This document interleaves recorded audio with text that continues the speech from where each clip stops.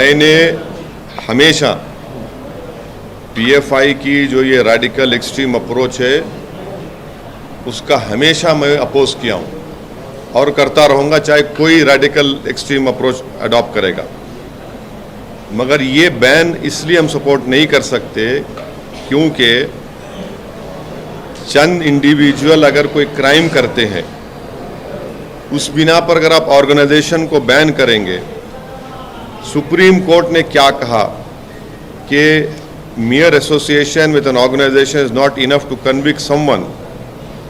ये जो draconian ban जो लगाया गया है ये मुस्तकबिल के लिए डेंजरस चीज़ है, क्योंकि आप ये कहना चाहेंगे कोई भी मुसलमान अपनी दिल में जो बात है, जहन में बात है वो ना करे।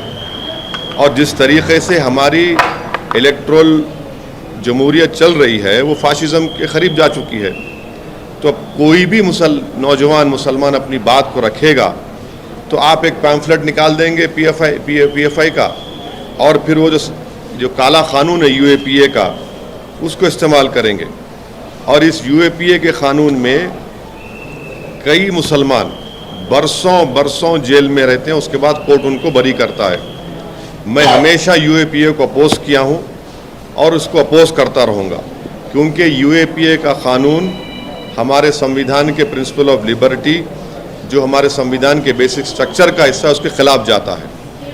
ये जो केस होगा, इस तरह जो केसेस मुस्तकबिल में बुक होंगे, नौजवान उसमें बुक होंगे, तो वो सेम सिद्दीक कप्पन की टाइमलाइन को फॉलो करेगा और उनको 2 साल 3 साल लगेंगे बेल मिलने के लिए।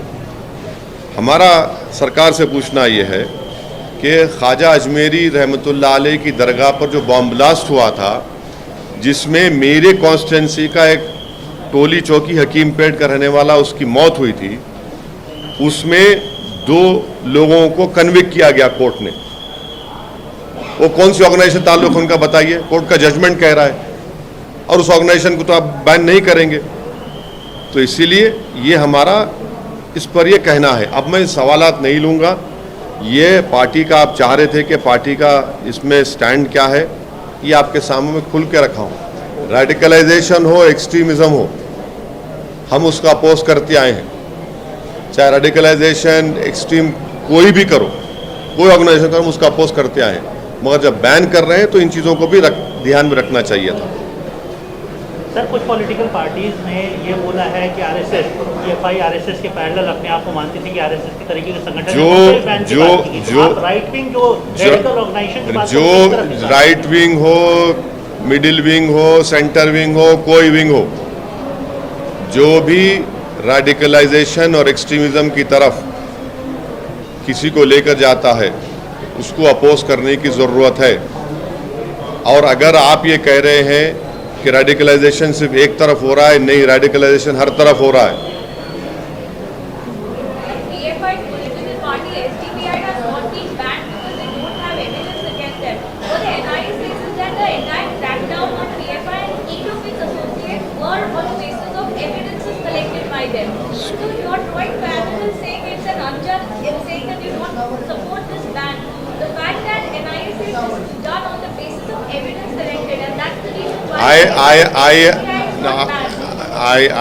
I would apologize to you.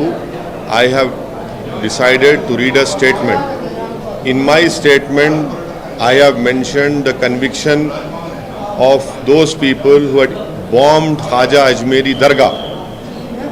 The world knows to which organization those 2 people belong to, the convicted people. There is a conviction, and the court has given the conviction.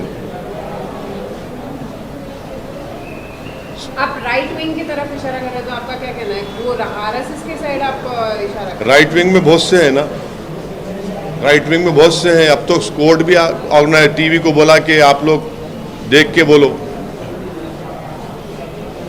बहुत सी बातें कोर्ट ने कही है। और हाँ, राइट विंग में बहुत से हैं जिसमें मैं नहीं हूँ। सर, एक लिंचिंग का मामला सामने आया है, आपको जानकारी होगी तो क्या है? अब ये देखिए, शहबाज अंसारी मंदार झारखंड के बच्चे को उसको लिंचिंग हो गई।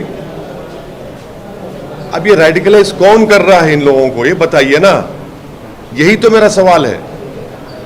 इनको रेडिकलाइज कौन कर रहा है कि वो शहबाज अंसारी, उसके ये जो जानकार हैं, ये लोग जो एलेज एक्यूज हैं, ये रेडिकलाइजेशन देश को बर्बाद कर रहा है। क्या शहबाज को इंसाफ मिलेगा या फिर बीजेपी इन लोगों को भी जो एक्यूज है उनको फिर फूल माला पहना देगी?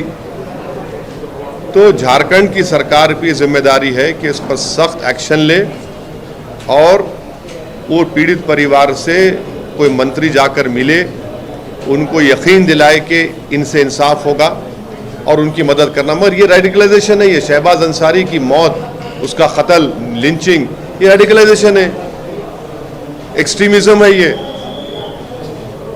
धर्म संसद में क्या क्या नहीं बोला गया, ये सब रेडिकलाइजेशन हो रहा है। हाँ, तो आपको पुलिस आप तमाम ने हमारे एमएलएस का स्टेटमेंट आपने कैरी किया, मैं आपका शुक्रिया अदा करता हूँ। वो उसी वक्त गए, उसका कंडेम किए, उन लोगों को इंस्ट्रूमेंट थे हमारे एमएलए, वो जो गंदी हरकत किए उनको अरेस्ट भी करवाए, पुलिस का स्टेटमेंट भी है। पुलिस को भी एक्शन लेना चाहिए, डीप जाना चाहिए कौन है। For more videos subscribe Mumbai press और हाँ, बेल आइकन दबाना ना भूलें।